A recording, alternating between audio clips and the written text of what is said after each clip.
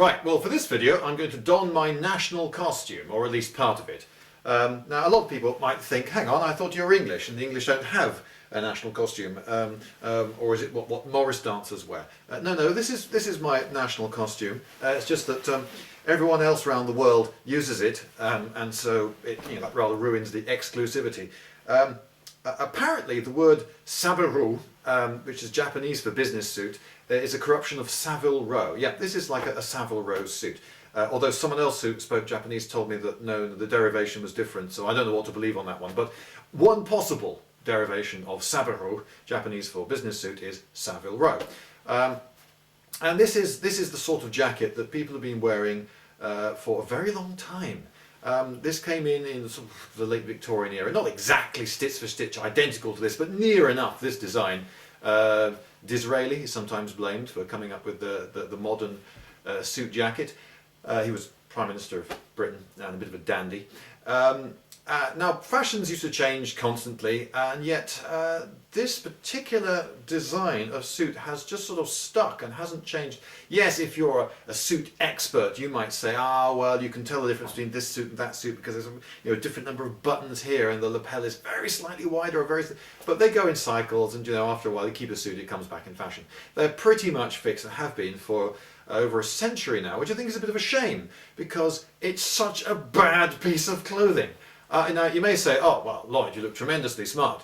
Well, as long as I stand like this, okay, with my arms down by my side and slightly forward, so in a sort of vaguely C-3PO sort of position, then you look sort of faintly all right. You got this big awkward gap here. There was a time when you could of course close the gap. This buttonhole here, there's no button to match it anymore, but this buttonhole was meant to close the gap. In the style of the old coat, but this buttonhole is now just for flowers and there's no button here. It's just a vestige really, this lapel, no longer functioning. Yes, you may look fine as long as you stand like that, but what happens as soon as I move? And I don't know about you, but I think that it's quite good to be able to move in clothing. Maybe that is just me, but as soon as I just lift an arm, even slightly, look what's happening. You've got rucks all the way down here. This shoulder pad is now sticking out. And this is beginning to, I can feel it tightening across my back and shoulders, and it's pulling here, and it's also pulling threateningly on this button here.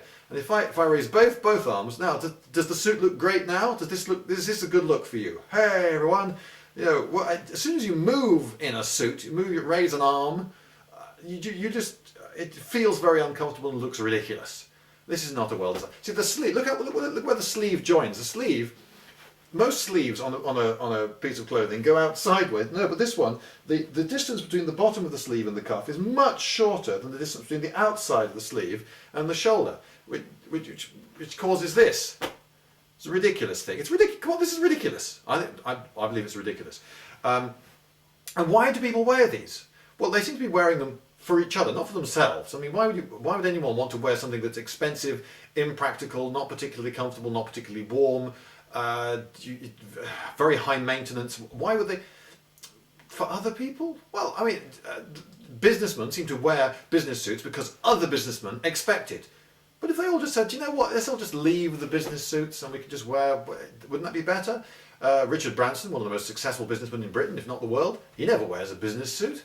And there are other examples. Though you don't need a business suit. The pockets. If you actually, it's got a number of pockets, but what can you put in them? If you actually put anything of any significance, a small camera or whatever, into any of these pockets, you've got this sort of bulge that causes these great lines, and then the pocket distorts. Oh no, I wouldn't want to do that to my suit. So people don't put actually anything of much significance. A credit card and a couple of pens is about all you can get in the pockets. Oh, you've got plenty of them on there, inside pockets, what have you, but they're not really very useful pockets because of the way the whole thing is designed.